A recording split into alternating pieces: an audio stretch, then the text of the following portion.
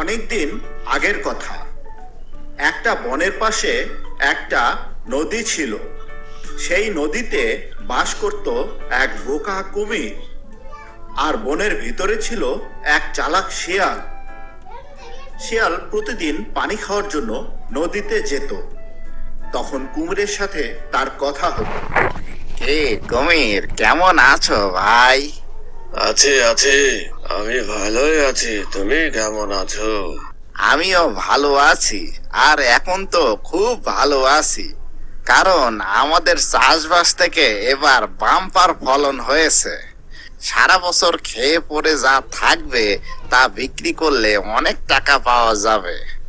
তা ভাই, এসো না একদিন ডাঙ্গায়, দেখে যাও আমরা কি চাষবাস করছি। হ্যাঁ, একদিন যাব। শিয়াল প্রতিদিন পানি খাওয়ার জন্য নদীতে যেত এবং শিয়াল তাকে চাষবাসের অনেক গল্প শোনাতো। একদিন প্রতিদিনের মতো শিয়াল পানি খেতে নদীতে গেছে। গিয়ে দেখে কুমিরের খুব মন খারাপ। তখন শিয়াল জিজ্ঞাসা করলো, এই যে কুমির ভাইয়া, কি খবর, মন খারাপ কেন? আর বলো না ভাই, দিনে দিনে নদীতে মাছের সংখ্যা এত কমে গেছে, এখন ঠিক মতো একবেলার খাবারও জোটে না। মনে হচ্ছে ডাঙায় গিয়ে তোমার সাথে চাষবাস করতে হবে। তাহলে আর দেরি করছো কেন? চলো দুজনে একসাথে চাষবাস করি। আমি তো চাষবাসের কিছুই জানি না। তোমাকে সে চিন্তা করতে হবে না ভাইটি। আরে আমি তো আছি নাকি? তুমি শুধু শ্রম দিয়ে যাবে আর আমি বুদ্ধি দেব।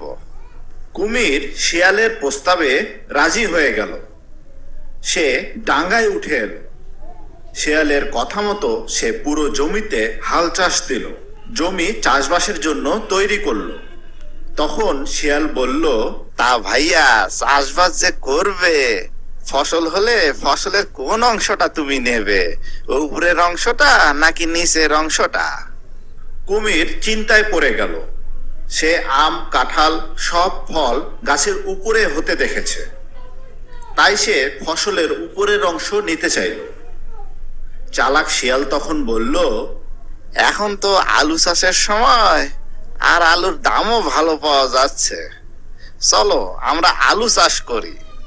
কুমির শিয়ালের প্রস্তাবে রাজি হয়ে গেল এবং মাথার ঘাম পায়ে ফেলে কঠোর পরিশ্রম করে সে আলু চাষ করলো। কিছুদিন পর যখন ফসল পরিপক্ক হয়ে গেল, তখন কুমির আলুর গাছের উপরের অংশগুলো কেটে নিয়ে চলে গেল। বাড়িতে নিয়ে গিয়ে দেখে সেখানে কিছুই নেই। আলুর ফসল যে মাটির নিচে হয় এটা কুমিরের জানা ছিল না। চালাকি করে শিয়াল কুমিরের দ্বারায় সব পরিশ্রম করিয়ে নিল, কিন্তু ফল ভোগ করলো শিয়াল একাই। এ যাত্রায় কুমির ঠকে গেল। কুমিরের খুব রাগ হলো। সে আবার শিয়ালের সাথে দেখা করলো এবং বলল, চলো আমরা আবার চাষ করি, তবে এবার কিন্তু আমি মাটির নিচের অংশটা নেব। শিয়াল তার কথা শুনে মনে মনে হাসলো। সে বলল, এখন তো ধানের সিজন, আর দামও ভালো পাওয়া যাচ্ছে, চলো ভাই এবার আমরা ধান চাষ করি।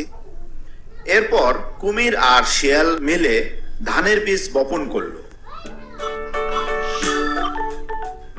দেখতে দেখতে ধানের গাছগুলো বড় হয়ে গেল এবং এক সময় ধান পেকে গেল।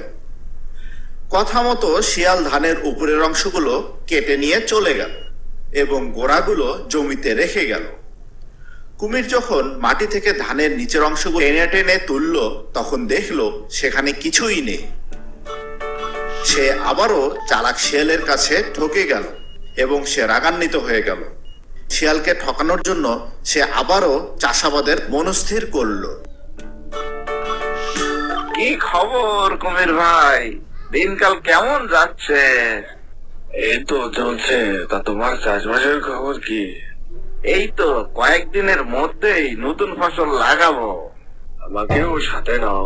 ঠিক আছে, তুমি সাথে থাকলে তো ভালোই হয়। এবার কিন্তু আমি উপরেরটাও নেব, নিচেরটাও নেব। তোমাকে মাঝের অংশটাই নিতে হবে।